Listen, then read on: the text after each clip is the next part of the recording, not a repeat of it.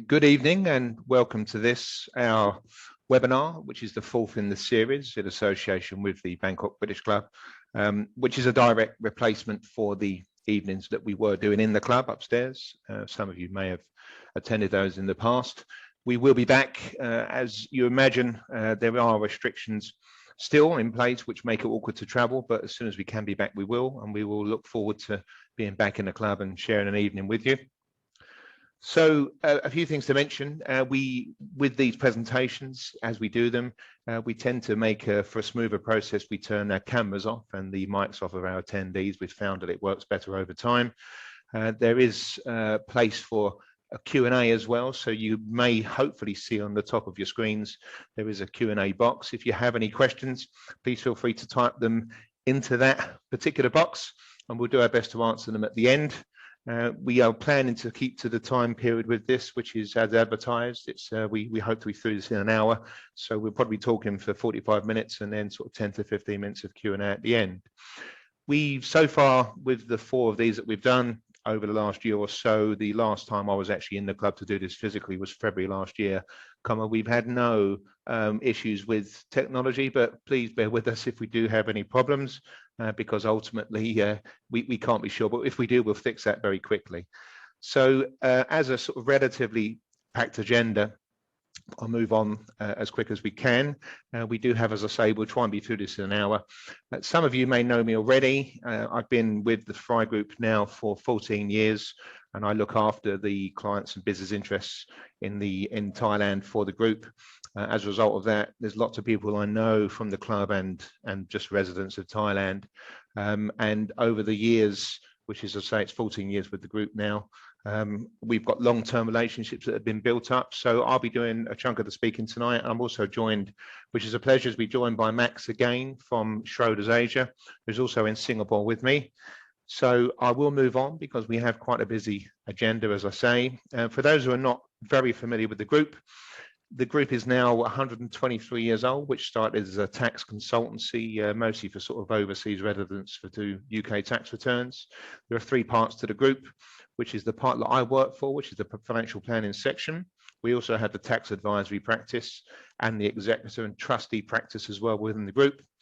We have 4 offices in the UK and then the offices around the world, which is Belgium, Dubai, Singapore and Hong Kong. I work from the Singapore office, as I think many of you will know, looking after Thailand from there. So the company, we have a mission, I guess, and this can be different from one person to the next, and really to sort of provide our clients with what we would like to say is financial freedom. And as I say, that does mean different things to everybody, but ultimately what we try to do is make sure that people are making the best of what they have, and whether that's now or planning for the future. And the fact that we have these 3 different parts of the group does mean that we're able to provide very UK sort of centric tax-driven advice. And for those overseas, sometimes returning back to the UK, it's a very joined up relationship and a system that we have. So if you're attending this presentation, you'll probably be aware of what we're actually going to be talking about. And it's the 3 subjects, and I'll be covering the returning to the UK, and then the domicile and UK inheritance tax section. And then Max will be covering the investment markets related section towards the end, after which I'll come back on and we'll take some questions and just sign off with some contact details and so on. So to move on, because I say we've got quite a busy agenda here, to move on, this is something, I guess, which is happening more, and not necessarily in Thailand specifically. We're seeing lots of this in Singapore, and there's lots of reasons for this. And I guess in Singapore, it's probably more related to employment than it is retirees, more so in Thailand. But either way, we are seeing lots more people going back to the UK than had been the case. And in Thailand, it can be related to things like the cost of medical insurance, or just long-term overseas with a feel to get back to the UK, or currency, or any other reasons at all. So we have a particular sort of service that we do, which is partly in conjunction with my tax advisory colleagues, and partly that someone like myself in the Singapore office would do, the financial planning section, and an equivalent person, me, back in the UK. So we have this seamless sort of joined up approach towards this particular type of service. And some of the things to think about, which are, some of these are financial reasons and some aren't. This is not designed to be all exclusive in terms of all of the considerations to think about, but some of the general ones here. Some of them are tax driven and some of them aren't, but it's more like a checklist of things to think about if one is going back to the UK. So we would say that it's very important to start thinking about in advance if there is some known advance about going back to the UK, and typically sort of 6 to 12 months in advance is a good time to start planning. And it is important from a financial perspective and also from a personal planning perspective to start that as early as possible. From a tax reason, we'll cover some more of this during the course of this presentation, and also partly because the UK statutory residency laws, which are still in place, are quite confusing, and they changed a number of years ago from the previous system. So these days, to know when one becomes UK resident is very important, and it's sometimes surprising when there is. There are aspects like your main home is actually owned in the UK or no longer owned in Thailand. There are these also TIEs, that's TIES TIEs, which actually draw people back into the UK system based on a number of these. So it's quite a complicated environment these days, and it's very important to get some advice. I'll mention more about split tax year in a slide in a moment, but basically if one went back to the UK during halfway through the course of the tax year, for instance, with overseas income, if one were working in Thailand, then there could be a case that you'd be taxed in two places, which means possibly in Thailand, and HMRC in the UK may also want a slice of that pie from an employment perspective, because there could be some tax due. So this split tax year treatment was introduced a number of years ago, and it's important to try and establish if it is applicable, which could mean that one is working overseas. So it's two parts, one of the UK tax year when you're resident, one when you're not, and that's the purpose of the split tax year treatment. Otherwise, as I say, they could be looking to seek to tax overseas income, and there could be an element of double taxation there, which is not particularly good. And when it was introduced, the split tax year, it was designed to help people. It wasn't designed to penalise people, but it's not automatically granted, as it says on the slide there. So advice is essential with this. It's essential to understand one's position, and it's more essential, I guess, for those that are employed overseas with the view to going back. Even retirees need to consider these things carefully. So if one's going back to the UK, it's very important to inform HMRC and that you are back on the soil, rather than sort of I am going to come back, but once you're actually back, it's very important. And that can be done either on a personal basis, or if you have a tax a representative, say as an accountant or a tax advisor, someone from part of the group, say like the Fry Group, the representative can actually inform the revenue on behalf of the individual. That's absolutely fine. But ultimately, it is important to understand when you become UK resident, and sometimes I'll say it's not actually when you think it would be, which is the day you get back. Also, ongoing obligations are very important to refer to HMRC, and that's in terms of ongoing filing of tax returns for the future, and that can be for property in the UK, for rental income, any income on savings and investments, UK pensions, and also any foreign income needs to be reported to the revenue when you're back in the UK. And tax returns are the way that's done. And any tax advisor will be able to offer a tax return service, and they can be either quite simple or quite complicated. But because it is quite complicated, I must say that the HMRC government website links are very good. There's lots of information there. So it's a good starting point to at least have a look around some of the websites to see some of the detailed rules involved. Some of the other considerations of going back to the UK. Now, there are, I guess, different camps of people in Thailand or in any other countries around the region, and they can be, as I say, they can be employees or they can be retirees. They can be short-term, medium-term, or long-term. Let's call them expatriates. It's just quite a sort of sweeping term, but they could be long-term or short-term residents of Thailand with a view to going back to the UK. That could determine whether things like personal bank accounts have been kept. And that's one of the things to think about, because often people move overseas for a period of time and think I should be getting rid of that UK current account because it's going to affect me in some way, shape or form, particularly sort of domicile basis. And they tend to cancel that account, which in my opinion is probably wrong because it's so hard to get back. So going back to the UK, if you still have a bank account, great. If you don't, we would suggest sort of speak to the bank you did have an account with to see if they can help.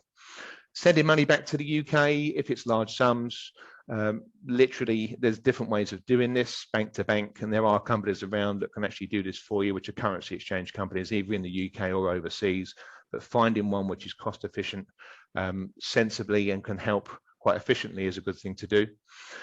Something that we mentioned here about the overseas investment funds, it is quite important, because if one's been overseas for a long period of time and has acquired investment funds, those that are overseas, which aren't either based in sort of Ireland or Luxembourg, those funds elsewhere, sort of locally, it's highly likely that they would be liable to a different form of taxation in the UK, income tax, rather than capital gains tax, depending on whether they're called reporting status or non-reporting status. It's important to look at these things because the capital gains tax regime tends to be cheaper than the income tax regime. And often the case, people just don't know this. So we'd always say, get some advice on investment funds that people have, just to see the situation and whether they should be definitely sold before one goes back, because they'd be more expensive to do so on a return. Any UK property that one may have, if it is let and you intend to go back to live in it, there are quite strict rules now back in the UK that and tenants have, highly enforceable. So it's important to think about this to give the tenant the correct legal notice. And if you move into a new area, if possible, renting locally for a period of time is a good idea to understand how the new area feels to the individual, and also speaking to locals and agents can help as well.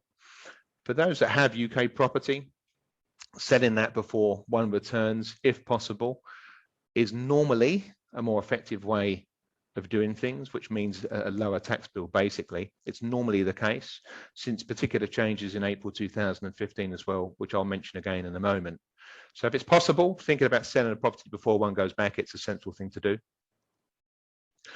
NHS treatment back in the UK, as you probably know, unless you've been overseas for a long period of time, it is free for those in the UK, but it's not based on nationality or anything else like paying tax, national insurance contributions, or just having a doctor or an NHS number or anything like that, property or anything else. What you need to be is considered ordinarily resident, as it says on bullet point number 2. And that is going back to the UK to live on a permanent basis. And that can apply almost straight away. Okay, but it does mean going back to live on a permanent basis, not just a trip back and going to the GP, having been out of the UK for 20 years and going back to the GP. If it works, it works. But typically, that is the official line here, which is settling on a permanent basis. It's free NHS hospital treatment. If you have a family and you're going back, the schools themselves, it's good to try and plan in advance to think about what may be suitable, but to physically get a place for a child, they do have to be in the country to be able to enrol. Insurance is important. Now, whether that's things like general insurance, which is the motor and the home type of insurance, medical insurance, which will be different from the UK and to what one would have overseas, or things like life assurance and critical illness. Most things are cheaper from an insurance perspective back in the UK, particularly things like life insurance is always cheaper back in the UK. It's such a ready marketplace that it is typically much cheaper.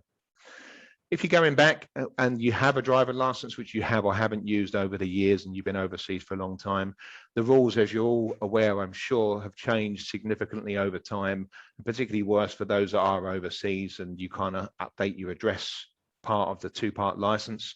But either way, if you're going back and you intend to drive, you need to check your license to make sure it's still valid. And if not, get in touch with DVLA. So going back is a big step. And one would say, why is that important? Well, there are a number of reasons, and some of those are tax and some aren't tax. But either way, we're thinking along the lines of sort of a financial point of view. So we're always sort of saying to people, you know, it's important to seek tax advice. And either way, certainly go to a company that's had some international experience. It's something that we've been doing for years, but either way, trying to go to a company that has international experience is useful.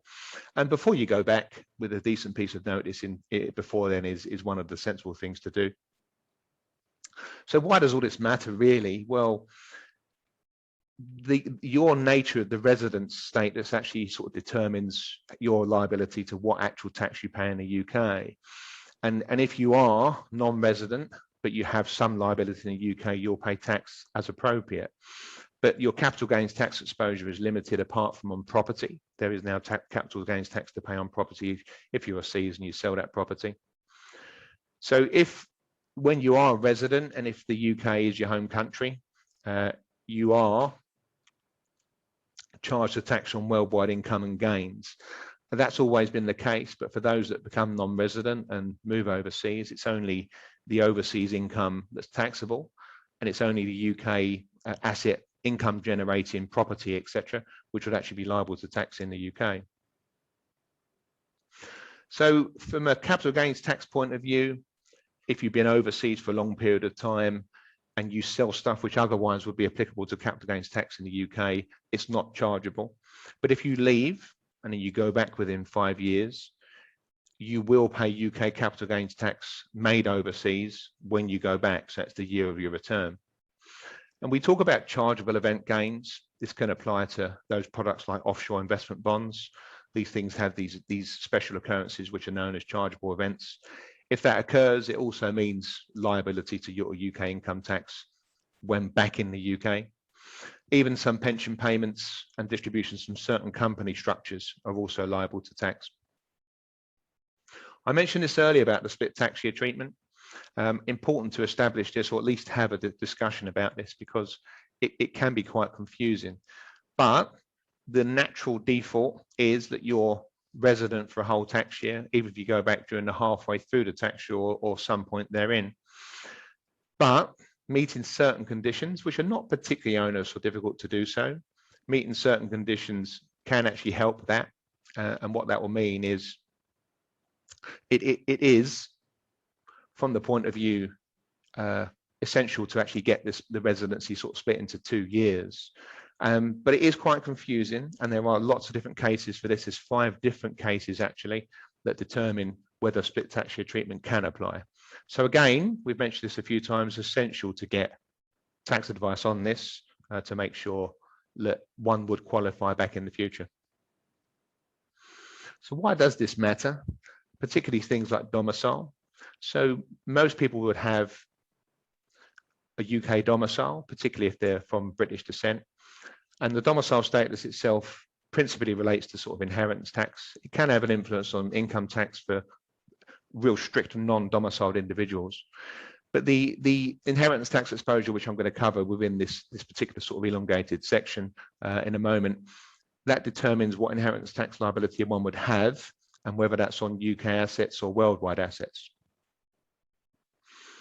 So if one is UK resident, but not from, let's say, from the father is British, which would almost guarantee a domicile of origin, certainly until it can be displaced, there is a special type of income tax treatment for those individuals, which still exists. This was introduced with the statutory residency rules, and it's called the special remittance basis, which basically means what income is actually generated and brought into the UK, remitted into the UK.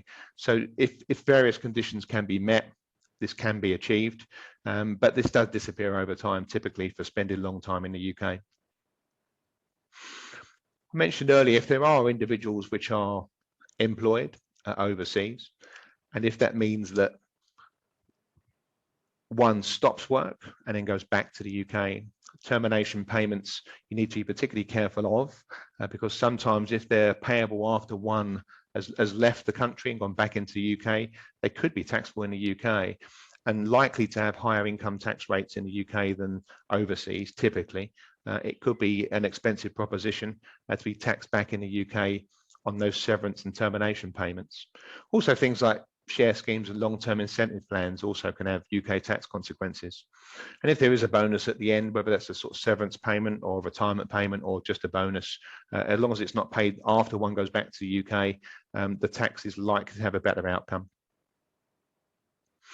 I talked this earlier about investments. I was referring to reporting funds and non-reporting funds and the different tax treatment of them.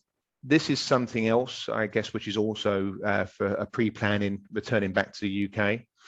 If one has these investment funds overseas or investment funds which were from the UK, but you've been overseas for more than 5 years, it could be sensible to sell them before going back. It could be sensible, principally because of the reason that you then have a full UK capital gains tax exemption to utilise when going back.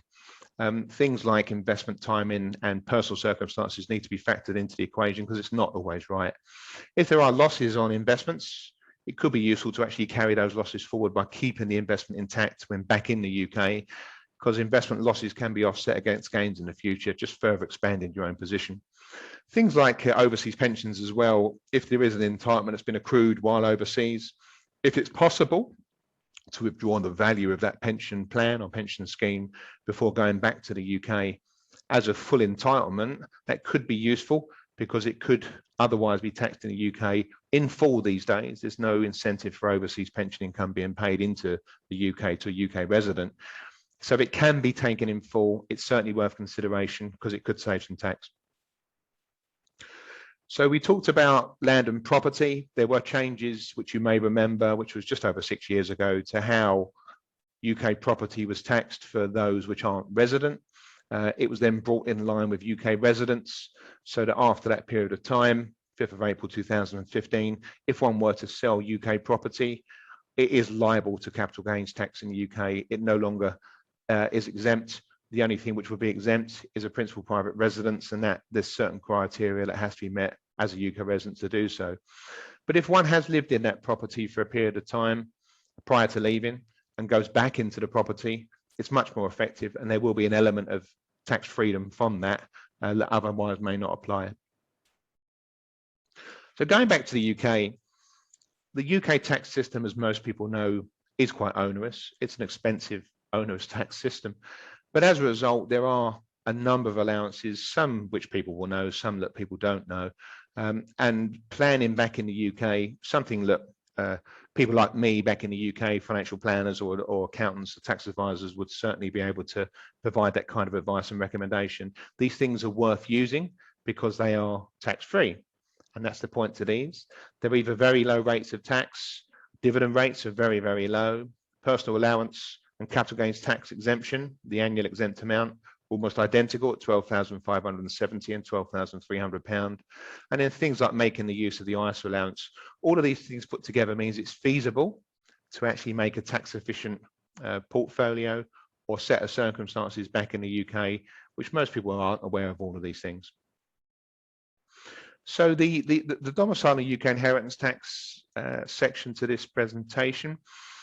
So inheritance tax as we know it was introduced in 1986, and basically it refers to the change of value in someone's estate passing to somebody else. And that's when tax is possible. Everyone has this nil rate band, which hasn't changed for many, many years, and no sign of that changing, as most of the allowances in the UK are going to be frozen for a period of time. The main tax rate, the 40%, still exists.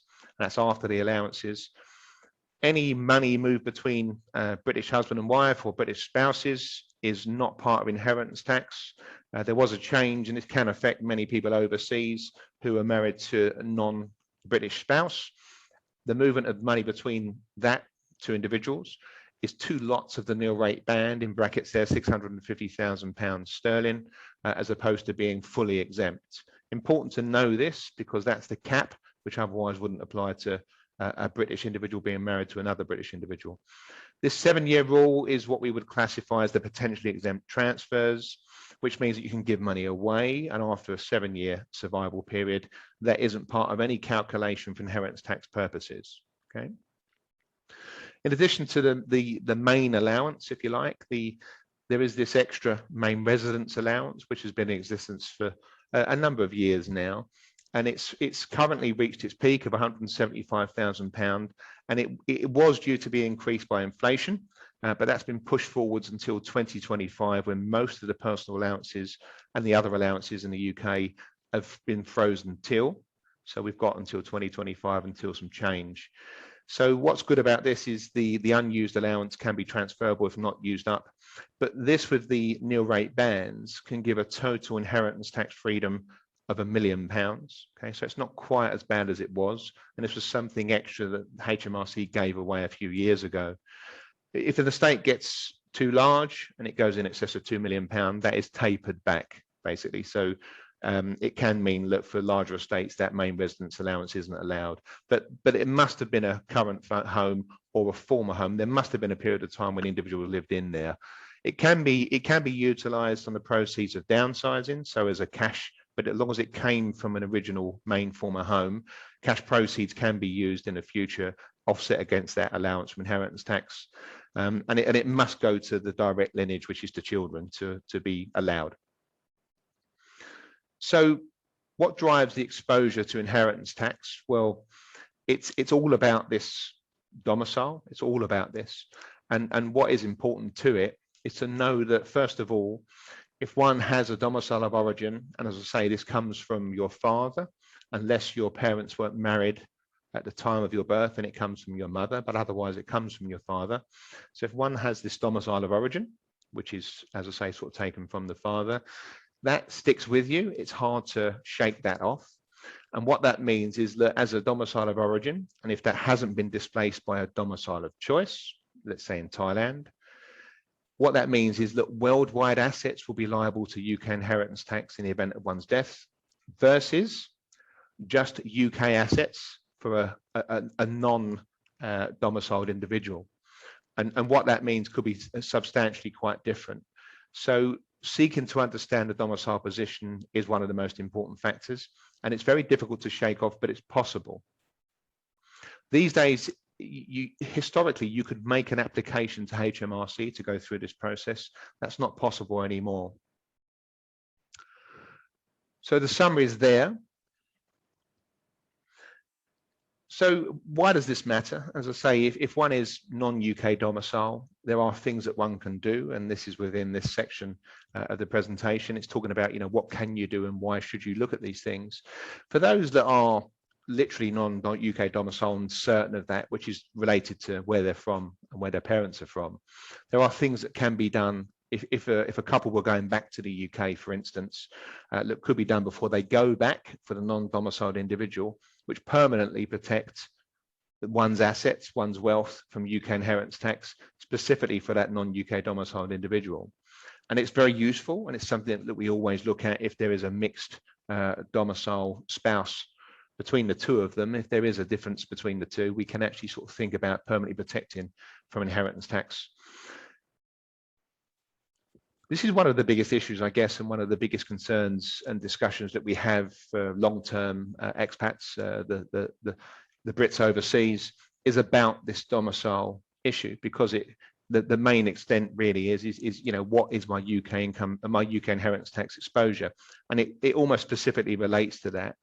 And what we've done over the years is we've developed, I guess, advice which is driven around this, because there are a few ways of testing this these days, but that application to HMRC is no longer possible. So it's important to understand this and understand the steps that one must take to try and ensure they have a domicile of choice, if that's the plan. If the plan is to stay overseas, and in particular in one country, it's important to understand the effects of this. And it is also important to say that long-term UK absence doesn't mean that naturally a domicile of choice has been acquired somewhere else, because one has to have a replacement than the UK as this permanent home. So if someone has been overseas for 30 years, but they've been in 10 different locations, by example, it doesn't mean that one has acquired a domicile of choice, which is no longer the UK, because they've been in lots of different countries. It's about the permanency and having that permanent home. So this is a common preconception, which is that this long-term non-UK absence is going to generate this domicile of choice, and it's not. It's about being in one location, which you treat as your natural home, and staying there for the rest of your time. Things do change, we understand this, but that's why these reviews are quite important, to understand the current intention and the future plans. But the thing is that everyone will retire somewhere. So if it's about acquiring a domicile of choice, thinking about inheritance tax, not maybe related to having an expatriate post in Thailand for 5 years and then moving on. But if it's long-term intentions, it's about understanding where you'll be and where you'll be for the rest of your days, certainly in what we know at the moment. And it's important because, as I say, it's the exemption of these foreign assets from UK inheritance tax. And this domicile of choice is one of the easiest things to achieve, or the planning is one of the easiest things to do, because it doesn't necessarily mean that you have to change too much. Keep as much as what you can away from the UK, but that could be all. It's about the lifestyle more than anything else. But some of the things that are considered, which maybe some people just don't know, there are some things that make people fall foul of this. There are some things that people would think, well, I probably have acquired a domicile of choice because I've been in Thailand now for 10 years. I want to stay here for the rest of my time. But there are some things that have caught people out over the years, and it's unusual, some of these things. And there's on the right-hand side, you'll see a list of some of the things that are actually quite important, some of the common factors that do catch people out. Things like being part of clubs in the UK and where one goes to church and where maybe the family is. And also in the future, things like in wills about I want to go back to the UK to be buried, these things aren't good from a domicile of choice point of view, because it suggests that the natural home and the preferred home still is the UK. I'll mention this briefly as well, which is about wills. If you don't have a UK property, because land registry rights are quite complicated, there is perhaps not much of a reason to have a UK will without a UK property or intention to be in the UK. In fact, having a UK will in those circumstances is probably more of a statement that you still feel British and you want to have a UK will and to have your death treated under UK law, which in itself is almost a reversal of what you want. Okay, so every case is individual. It's important to get advice on these, but also things like, as I said at the bottom there, it's hearsay. So it's, how long has this chap been in the country? What do people think? Has this person been talking about the UK and not the actual country and where they live? So it's important to make this whole lifestyle change. A good quote there in the middle, which I won't go into too much detail, but it talks about the detail to one which must go to, which is literally just not just factual detail, it's further than this. And that's a quote from over 100 years ago. So how can you know? I mentioned earlier that it's not possible to make an application to HMRC now to change one's domicile. That was something that could be done in the past. It can't be done anymore. People think ticking a box on the tax returns, if one is doing tax returns about where their domicile actually changes the domicile, it doesn't. And you can't make a formal application to change the domicile status anymore. So it is personal, this. And there are common regular statements that can be used. And there are two main methods of understanding one's domicile position. It's a real full-blown domicile review, which needs to be done by a professional who understands this. And tax advisors and specialists on domicile are good for that. We have those individuals within the company. Or, which is a bit clunky and not always the right thing to do, which is a huge gift into an offshore trust. And when I say huge, it needs to be in the order of about £500,000 sterling upwards, because the difference between the nil rate band and that level of gift at £175,000, 20% lifetime inheritance tax on that means that revenue, HMRC in the UK, are interested because they may be due some tax. So they have to make a decision, and an informed decision and an official decision as to whether that individual is domicile of origin or domicile of choice, because they may be due some tax. But that big gift into a trust is not normally the right thing to do because it may not suit. So something else, this is almost reverse of this, and this is for this split domicile marriage. What this can help to do is to get around that £650,000 limit on passing money between a non-British spouses. And basically what happens is it will lapse after 4 years, but the non-British spouse elects to be UK domicile. So it's the reverse of what we're talking about, really. And what happens then is the value gets passed to the non-British spouse. But as she's now elected to be UK domicile, it means there's no tax on that passing of money over £650,000 anymore. Even if they're not resident in the UK or she would leave, it does lapse after a further 4 tax years. So though that transfer, that big transfer between husband and wife, 2 different domicile positions, non-domicile and domicile, it means that there's no tax to pay. And it means that the risk factor is really that 4 years before the UK domicile would lapse, just in case anything happens to the survivor, the non-British spouse. During that period of time, she will be classified as UK resident. But other than that, it does work quite well because it gets around that 650 cap. So some of the planning concepts, it's important to talk about this because it is a big problem. And over the years, we've had many conversations with clients, and some people will say, well, I was a self-made man. I actually started my own business and produced this value, so I'm not too worried about what happens to my money in the event of my death, and I'm quite happy for my kids to find their own way. And we would normally answer that to say, it's a good approach, because it then means that the person themselves, the child themselves, will try their hardest to sort of find their own way. But if one can plan to make sure that as much money as possible ends up with the right person, which would be your children, rather than going to HMRC, by some steps that could be taken, it must be a better outcome than just thinking, well, I'll leave a lot to HMRC instead of going to my own children. And these are some of the concepts and the principles that could be adopted. One of the big ones is planning for this domicile of choice overseas. It's first stepping stone, really, the first starting point, because it can be quite effective. And other than UCAS, which are liable to UK inheritance tax, it really is a good planning tool. That electing for a domicile of choice for the non-British spouse, that's something else which is relatively straightforward to do, and it can be very helpful. Giving money away is one of the options. It's normally a non-retractable decision, and it's something that normally you can't benefit from by giving that money away, so you can't benefit from that value anymore. You can give money to certain trusts, and there I've mentioned 3 there, which are gift and loan trust, discounted gifts, and excluded property. They have all their own different attributes and benefits and features, and they do vary. You know, there is a difference why you would use these. So there are certain trusts which can be used, and some of these are in association with an investment strategy as well. Some of the short-term methods, and I've mentioned a handful of these at the bottom, they literally get inheritance tax freedom after holding this type of asset for a period of 2 years. It has to be held on death, but it achieves that freedom very quickly. So these 2-year holding periods.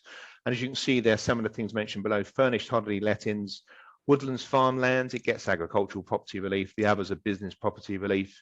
It's possible to build a portfolio with a value of money, which actually acquires this short-term reliefs. It's not a normal portfolio, but it can be a fairly sort of diverse portfolio, but it's not like buying blue chip equity. It has its own different risks involved.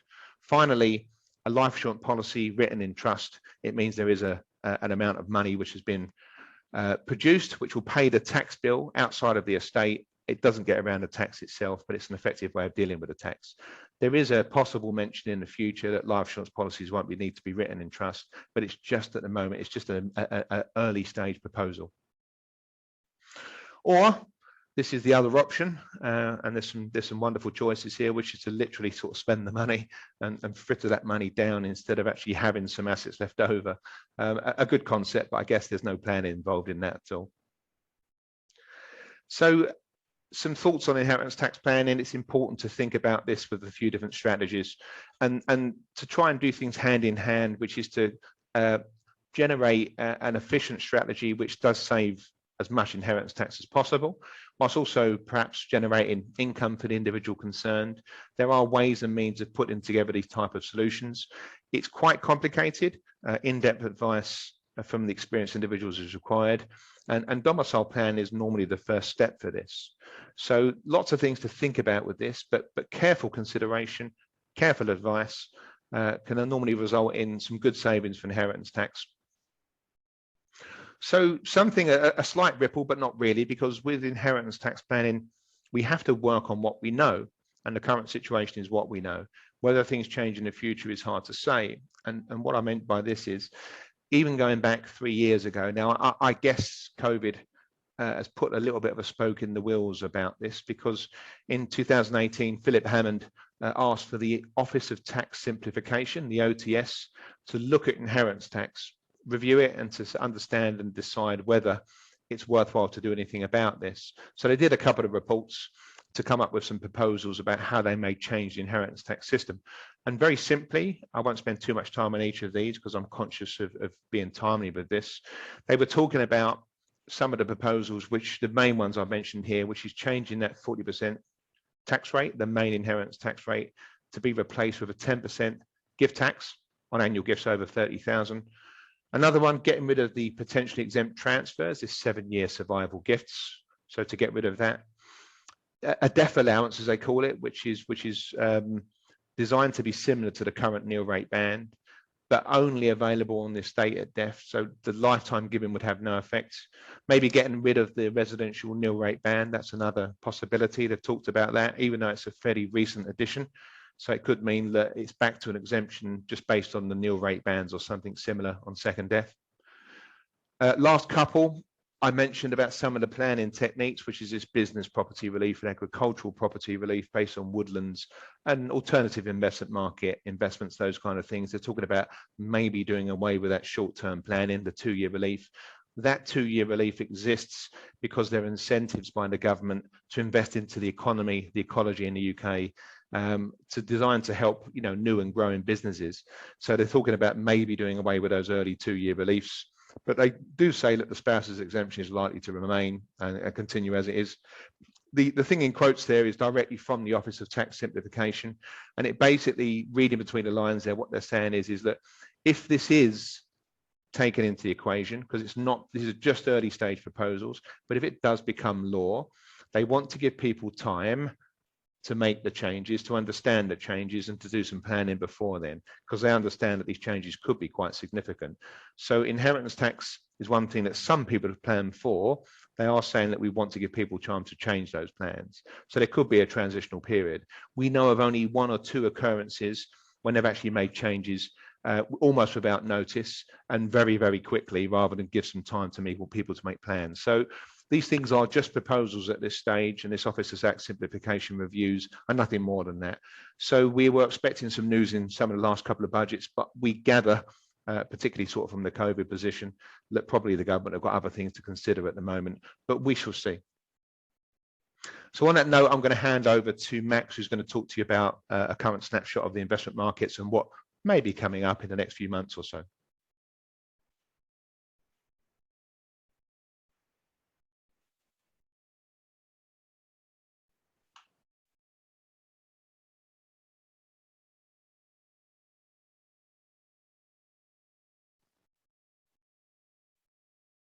Hello, good evening, everyone. And thank you very much for tuning in today. A big thank you as well to Martin and the team at Fry for inviting me again for another one of the now pretty well established, because of COVID, webinars. But as Martin says, we look forward very much to seeing you when we manage to get back in person. So today I wanted to take you through a little bit of an investment overview in terms of what we're seeing in the markets, how 2021 has gone to date, looking as well at the essentially progress, but also where we feel things will go to in the rest of the year, and also reaching out into 2022 a little bit. And then also I wanted to talk about risks that we see on the horizon, which are obviously important to any investor, and we very much hope that we can ride through them with our various investment portfolios and strategies. So our speciality is discretionary fund management, and that's how we work together with Martin and his team. So without any further ado, I'm going to move forward onto the main materials and just take you through quickly the outlook in terms of where we are. So just as a reminder, so we've essentially just a month and a bit ago closed the books on the first half of the year, and we saw a relatively good performance in terms of most markets moving up in the first half of 2021. Equities moved forward again, sort of 10 to 15%, depending on the market. Bonds did pretty well, although they had an inflation wobble, so to speak. So prices were impacted by inflation concerns in the 2 first months of the year, in January and February.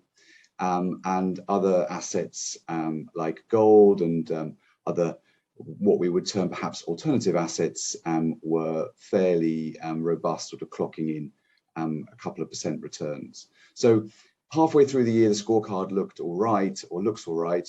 And so now we sort of have a look at some of the themes which we've actually discussed previously when I talked to you, as they sort of endure throughout the year, really. And the economic situation is one of them. So, you know, how do the economies look? You know, are we seeing that rebound which was predicted after the terrible performance of economies and GDP in 2020?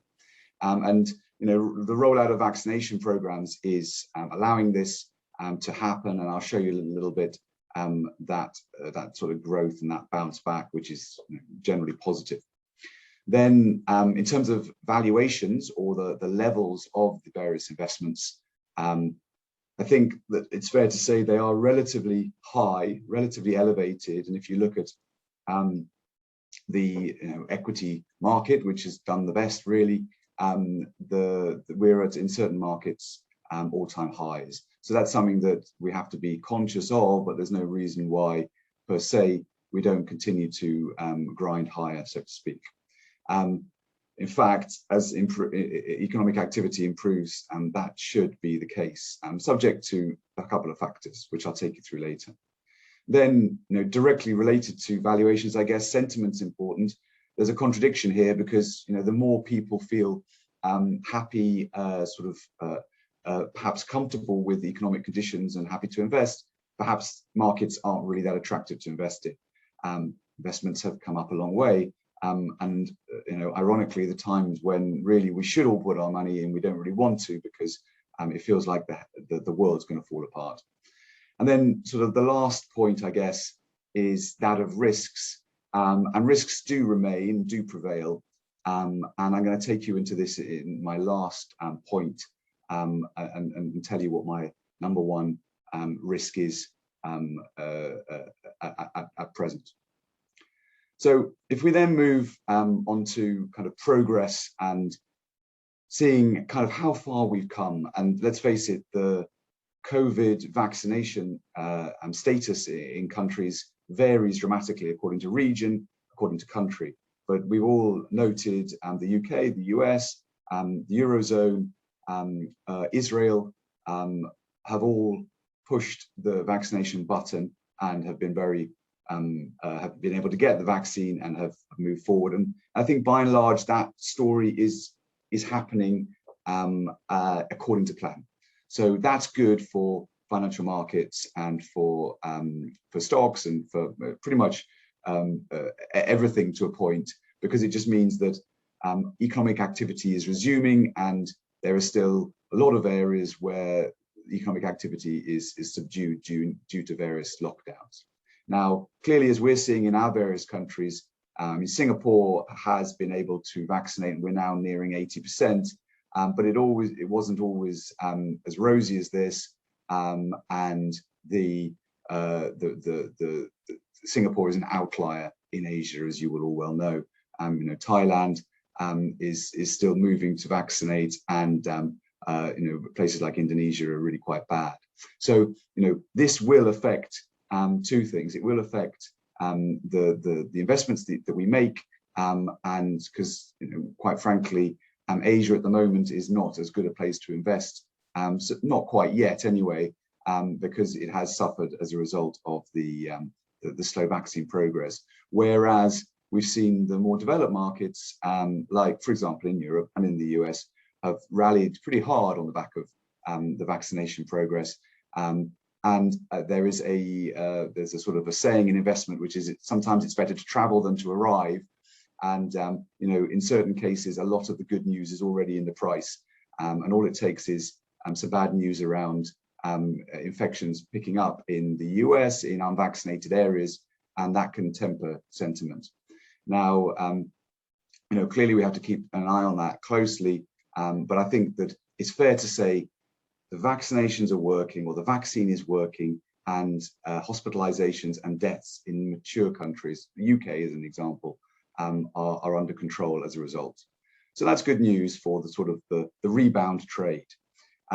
This slide shows you how the global GDP, or gross domestic product, the growth of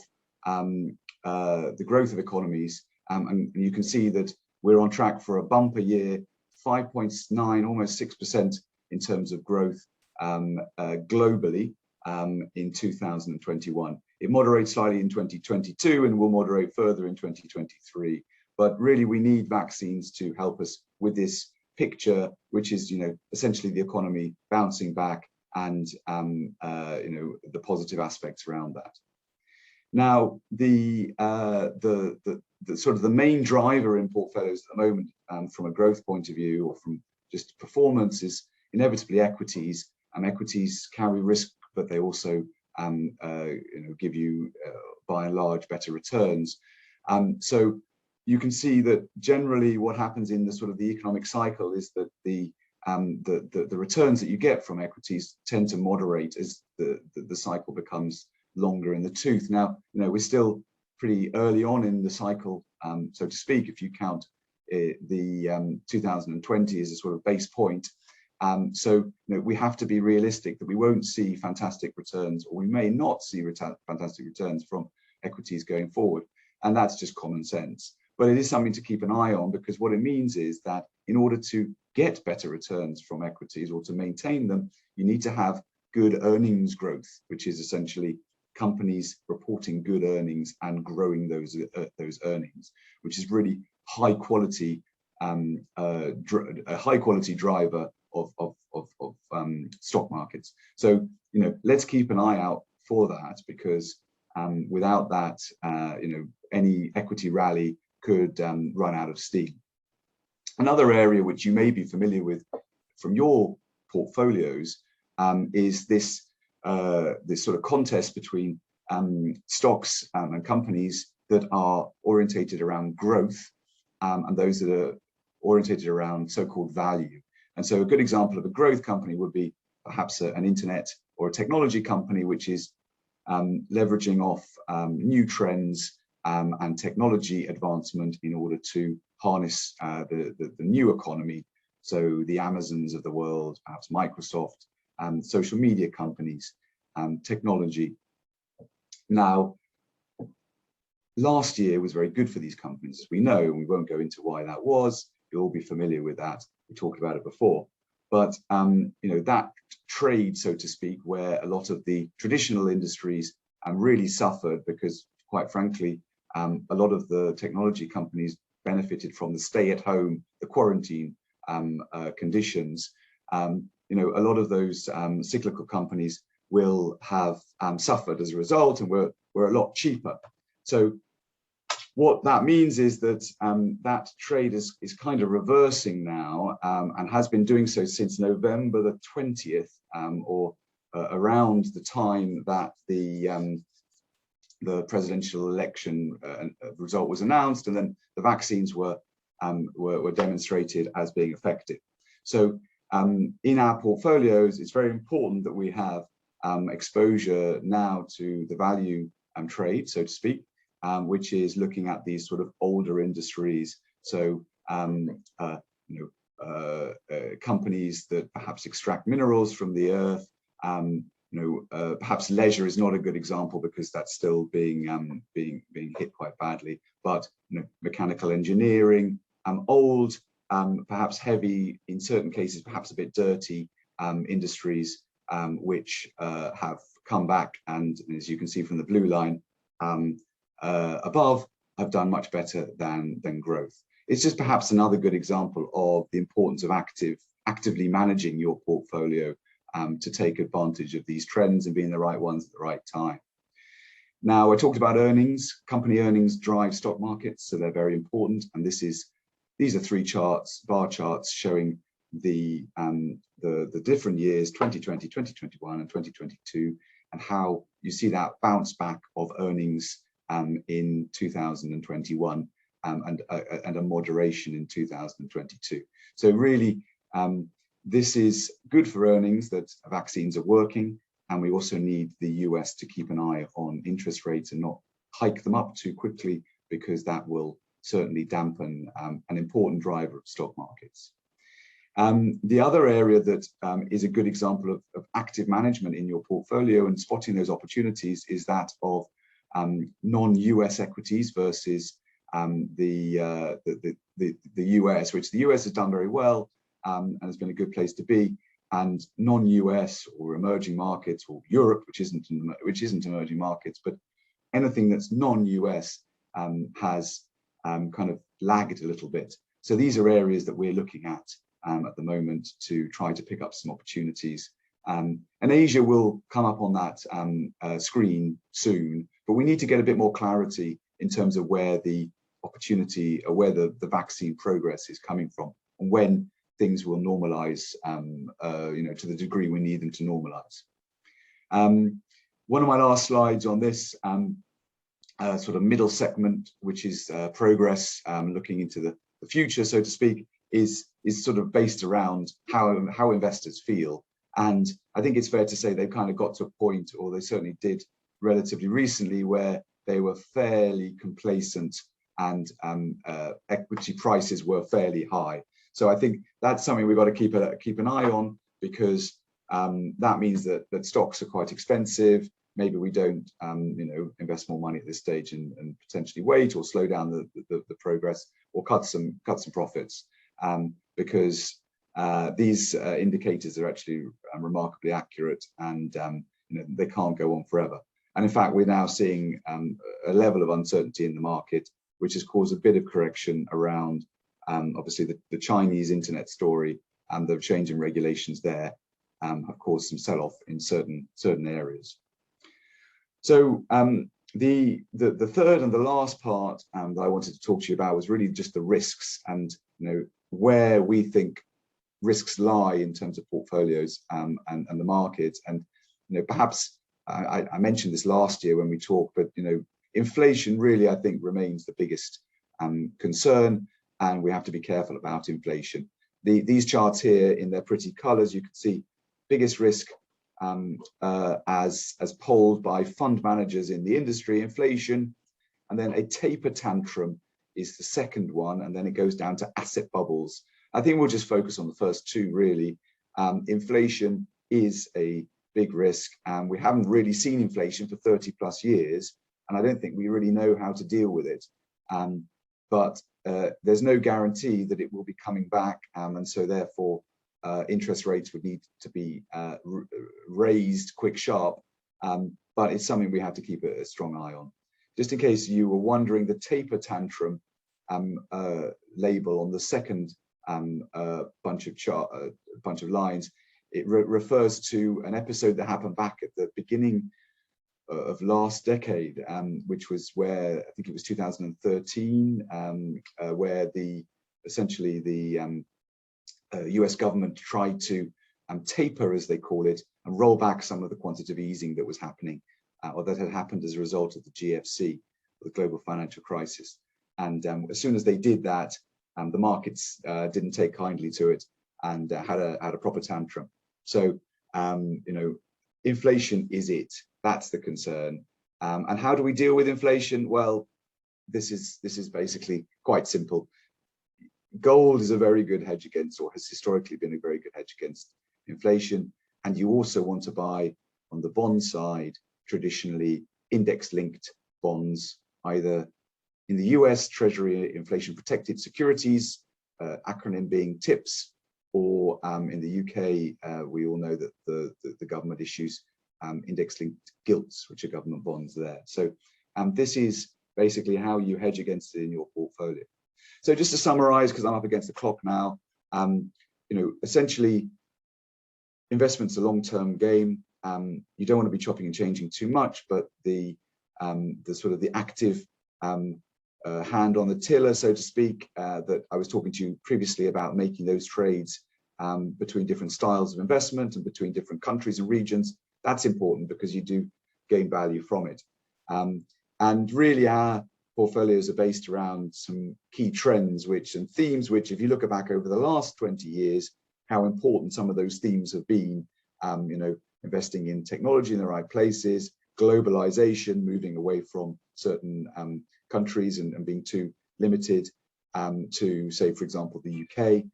Those themes have worked very, very well. And we feel going forward that themes around technology, healthcare spending and healthcare, and we're just seeing now the increased importance of the drug companies in, basically saving the world by producing vaccines. Healthcare will be a good inclusion, important inclusion, given demographics are changing, populations are aging. China is, obviously getting bigger and bigger, and you have to, as recent events have seen, be able to navigate policies that the government put in place and make sure you're not on the wrong end of them. Rising government debt is a fact of life, and you have to invest around those conditions. And then lastly, it shouldn't really be last, it should really be first, but sustainability and sorting out our fossil fuel energy dependency is super important, and affects us all and future generations. So hopefully that's given you a taste of our feelings around the outlook, what's happened and going forward. And I'll hand over to Martin now and leave you with this lovely piece of legal work, which my compliance department would love if you could read quickly. But thank you so much for your time, and over to you, Martin. Thanks, Mac. If you stay on video and audio, because we'll go through some questions now, but I'll just sort of get my slides back on.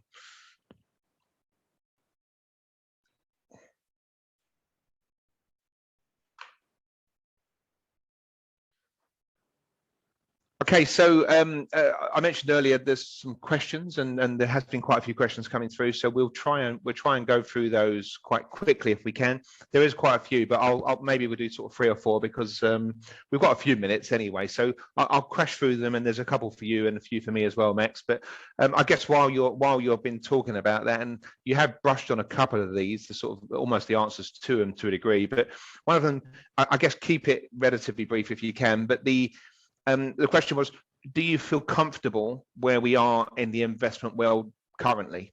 Is it comfortable, basically, I think was what the question was. Yeah, so yes, I think our viewpoint is it depends on your investment horizon. So, typically if you invest in equities, you're looking at five years that you want to have in order to ride any volatility, etc.